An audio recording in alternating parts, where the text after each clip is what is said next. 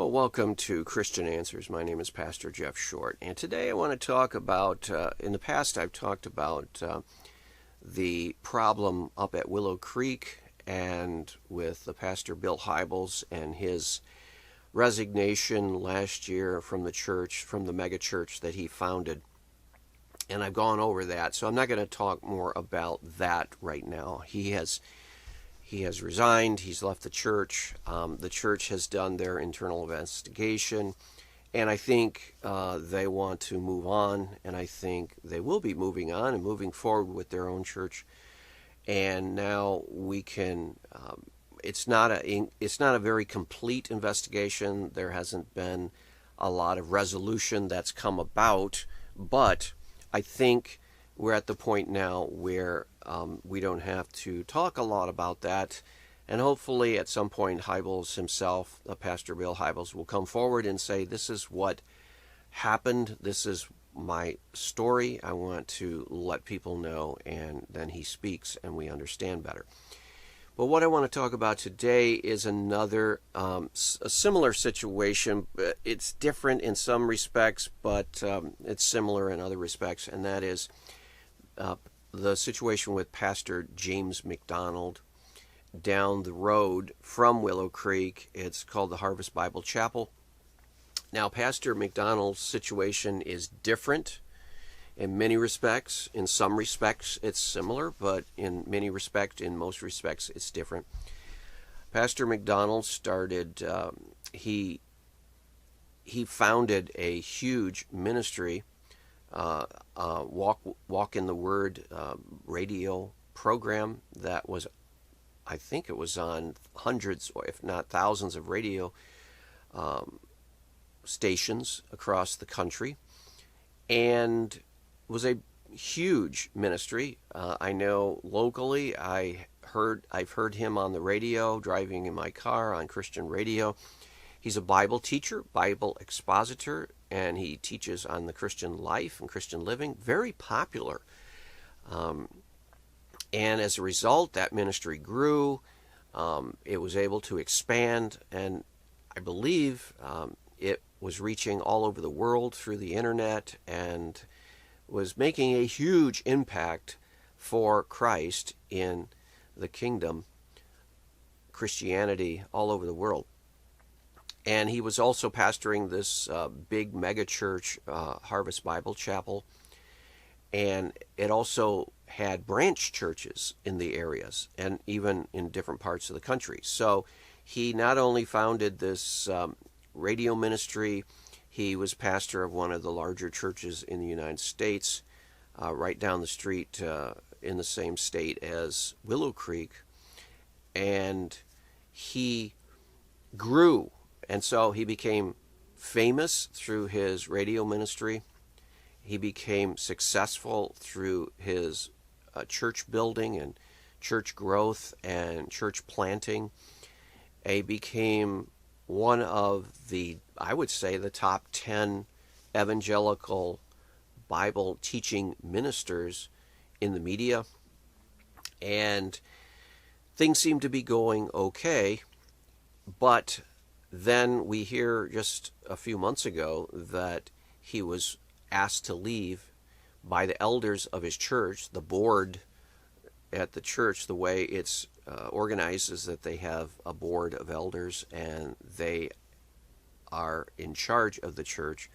And then they asked James McDonald to leave. Now, why did they ask their pastor, their mega church pastor, who has great influence over not just the church but over the whole country through his radio program, daily radio program, half-hour radio program, and through this greatly influential man? Why did they ask him to leave?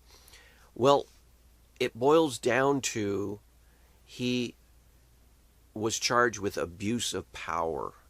In other words, it seems like, and I've read a lot about this, and a lot of people are still saying, well, what actually did he do?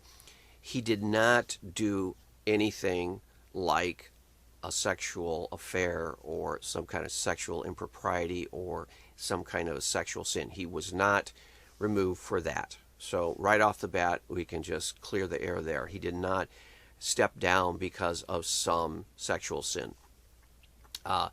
What happened was that there were charges that he was abusing his position of power. He was basically the CEO of this entire ministry. He was in charge of this huge radio ministry that was known nationwide and even worldwide. And he was in charge of this mega church, and the satellite churches looked to him also for leadership. So he was in this very high up position of power. And unfortunately, it looks like the church elders felt that this position of power had gone to his head. He was not accountable, according to these elders. He was not accountable to the board, and he was not accountable to anyone, really. And he was making bad, poor decisions based on the fact that he was in this non-accountable, unaccountable position, and he didn't have the checks and balances that even, the branches of government in the United States have. What's the old saying? I think it was a wise old, not the founding father, but one of the philosophers of the age back then in the 1800s said something like power corrupts, and absolute power corrupts absolutely. So the founding fathers, for example, when they were drawing up the government here in the United States, the Constitution, and so forth, they were very much aware that they needed to check powerful positions in government. They had seen the bad example of the King of England. They rebelled against the King of England, and they were charging him basically with abuse of power. He was an autocratic leader, and he basically was not accountable to anyone, and there were no checks and balances on his bad decisions.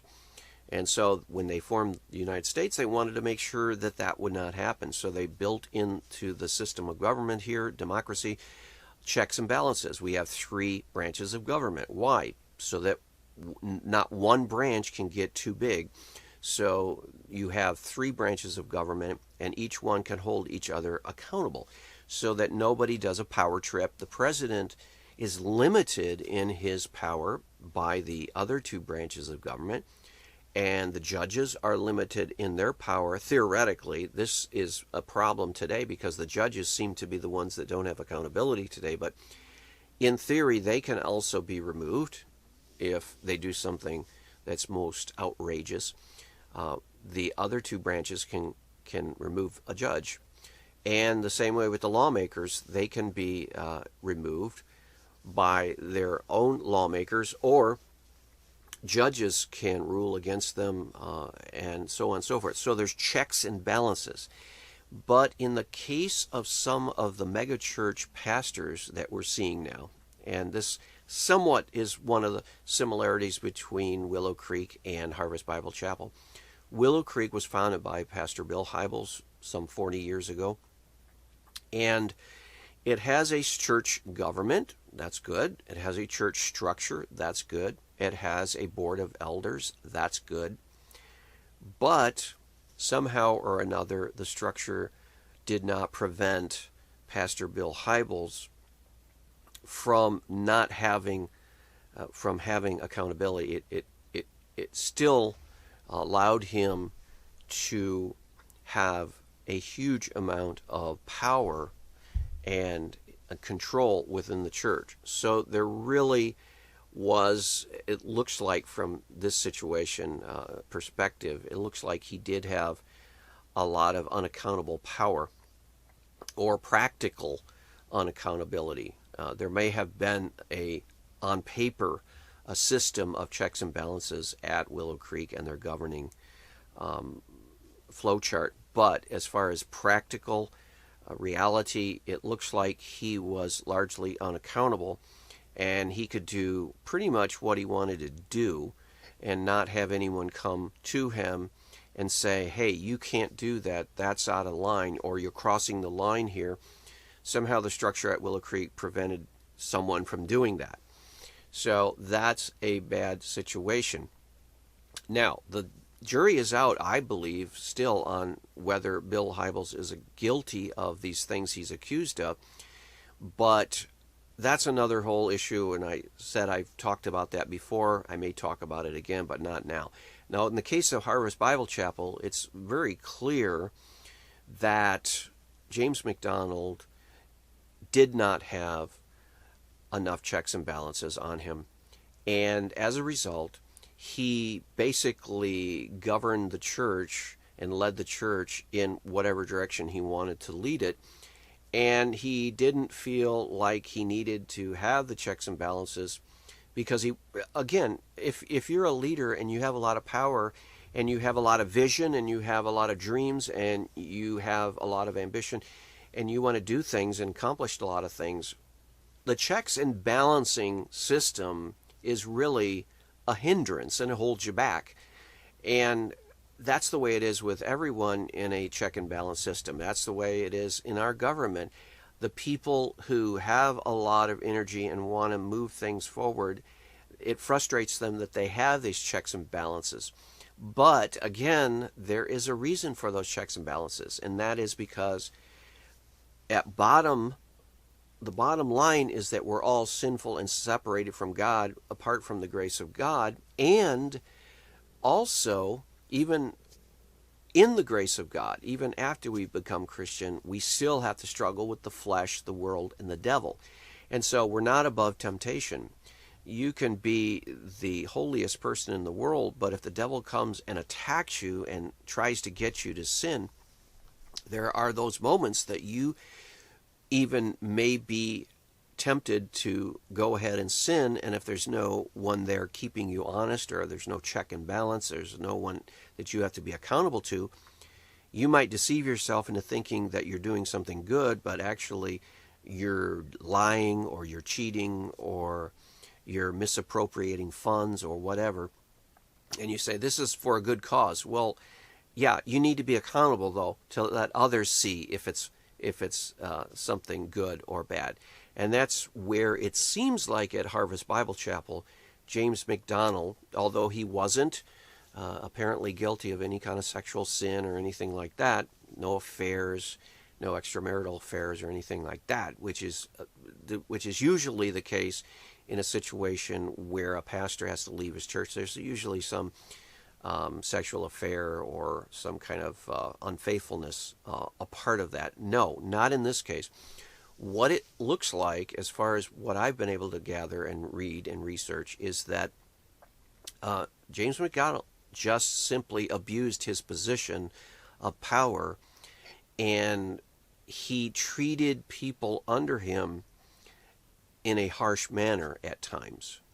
Now that's kind of subjective because, again, if you talk to people who are managers at corporations or in any organization, and at any point someone has left because they didn't like something, or they conflicted with the personality of their supervisor, or even if they were let go, or if they were fired especially, then you have someone who might be disgruntled, and they can always point to the manager and say, that person, I don't like this person because they did this, that, and the other. So you can always dig up dirt on a leader. You can always dig up dirt on a manager. Some personal issue or some slight or some offense. Managers and leaders are, even the nicest ones, do offend people under them at times, and then there's always something they can say bad against the leader. So when the church says that James McDonald was like intimidating at times to some of the people that worked for him, was bullying some people, was harsh on them, spoke offensively to them at times, you always have to filter that through the subjective evaluations of people. So maybe he did, maybe he didn't, maybe it was over the line, maybe it wasn't over the line. That's always a subjective thing. He was also accused of misappropriation of funds, and that that's very easy to happen to someone who doesn't have enough accountability. It didn't have to be any kind of anything like embezzlement or theft or anything outrightly financially wrong. It could have just been bad financial decisions, crossing the line as far as categories. When people send in their financial contributions for the radio ministry, okay, how much of that can be used for, say, like a youth camp activity? One of the charges against James McDonald was that he diverted some radio ministry funds to go to this youth camp in Michigan, and he used some of the money to actually buy a herd of deer so that they would have deer up there at this youth camp wandering around in the woods so the kids could point, hey, there's a deer. And, that's a big, exciting thing. Well, okay. So that could be, if you're a youth camp director and you have responsibility over funding a youth camp somewhere in the woods, and you take a segment out of the budget of the youth camp to buy a herd of deer, it sounds funny at first. It sounds strange. I could imagine that could be an expense of the camp experience. It depends on how much this deer herd cost. I mean, are we talking thousands of dollars? Are we talking tens of thousands of dollars to buy a deer herd? Are we talking 100,000? I mean, how much is it? Was it a good stewardship move if you were a camp director and you wanted to have the kids be able to at least see deer and maybe go up and feed the deer or whatever? I don't know the whole situation, but it is another thing if people sent in contributions to your radio ministry and there was no talk of any kind of helping this youth camp. If it was all, the idea was that if you send to the radio ministry, it goes for the radio ministry alone, and it goes to the support of expanding to the different stations all over the country and paying for a radio time and that. And if that's the impression and people send in their contributions and then you go spend it on the camp deer herd, that is not, it's not embezzlement, it's not theft, it's just crossing the line in categories. It's you're taking money that people sent in that they thought were being used for the radio ministry, and it's diverting that to another thing that may not have been mentioned. Now, I don't have all the details on that. I don't know if he mentioned it in the radio program. I don't know if there was any indication that it might be used for a youth ministry from the church at a camp in Michigan in the woods for a deer. I have no idea, but I guess the charge against him was that he misappropriated funds and did not tell people that he was going to use their funds that they sent in for radio to do something different. So that is something that we can imagine would happen to someone who got sloppy in their accountability. Because if you had, for example, an accountability structure on these expenditures, there would be someone who would look at that spreadsheet and go, wait, where is this money going to? It just says camp, kids camp. Where is this money going to? Oh, well, that's going to this camp in Michigan, and we just bought like a deer herd so that they can see deer and experience the wild. Oh, well, wait a minute. You can't do that. We can't do that. We have to keep the funds in this radio ministry because you didn't mention that on air, so we can't actually spend it on that. And see, that would be the accountability factor. But evidently, James McDonald did not have that accountability, either because it wasn't built into the structure of the organization or because he kept that hidden from the accountability structures. That's another problem. If you have too much power, if you have too much discretionary power, you can actually shelter information from the accountability group that would normally hold you accountable. So I don't know. Maybe he did that. Maybe he didn't do that. Maybe there wasn't anyone there that would look over his shoulder and say, yeah, this is over the line, you can't do that. And then he would, oh, okay, we can't do that. But see, the problem is, and the megachurch phenomenon and the megachurch pastor and the big CEO, executive pastor, this is a fairly relatively new phenomenon in church history. It's only been with us maybe 3, 4, 5, maybe decades. So it's only been within the last 50 years or so that you've seen the growth and rise of these huge mega church, 10,000 or more member churches where the CEO style pastor was in charge. And I think there's going to have to be a real hard look at what is the biblical pattern for church leadership. Now, we know, if we look closely at the Bible, that there were elders, and there was the pastor was one of the elders. The teacher was one of the elders, and there were teaching pastors or teaching elders and ruling elders. And not all the elders were the teachers on Sunday morning, but there wasn't just one man who had all of the power or most of the power or all of the control or most of the control, either in theory or practice in the early church. There was a plurality of elders. And these elders, according to the Bible, are supposed to be there for that check and balance. And they're supposed to be getting together and meeting together and talking about the issues of the church, and the decisions were to be made by this group, not just the pastor. Now, that doesn't mean that you don't delegate a lot of decisions to the pastor, but he's always accountable to the elders.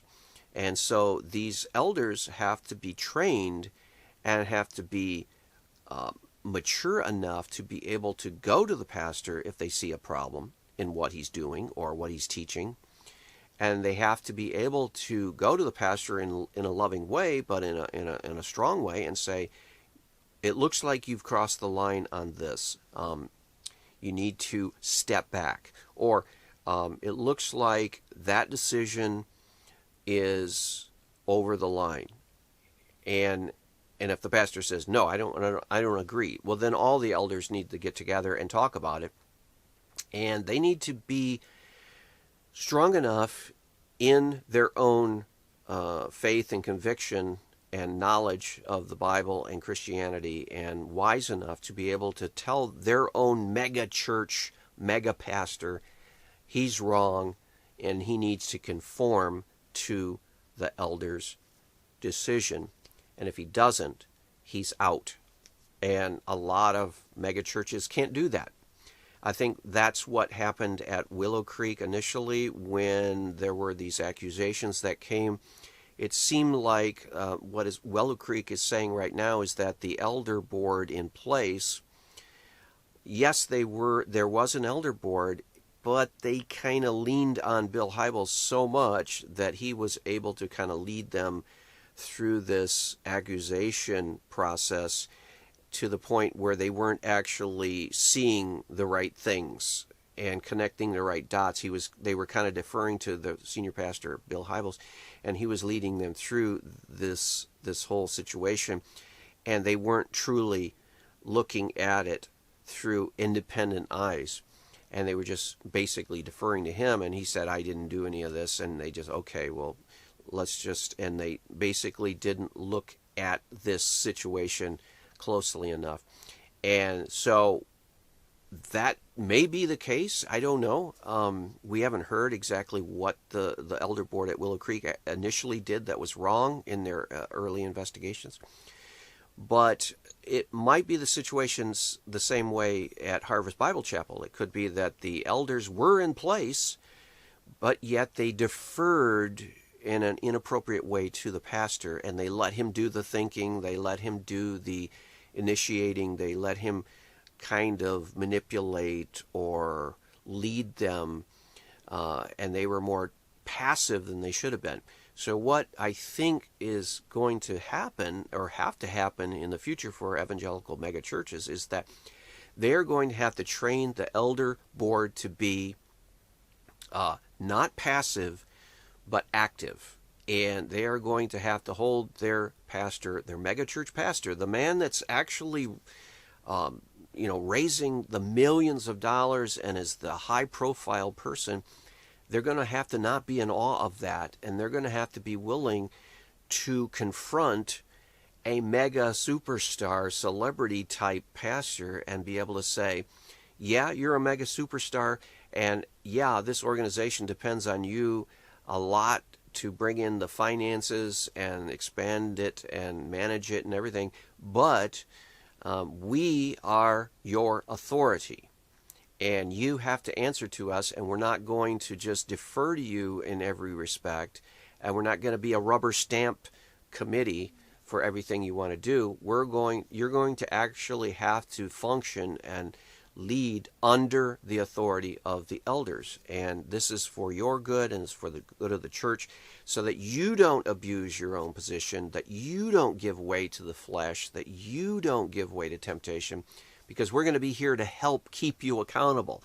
And we're not going to try to rule over you, but you're not going to try to manipulate us, and we're going to work together, and we're going to have checks and balances on each other, and that's the way we're going to have to do it. So we'll have to learn more about James McDonald and Harvest Bible Chapel situation, but as it stands right now, it simply looks that James McDonald was involved in an abuse of power.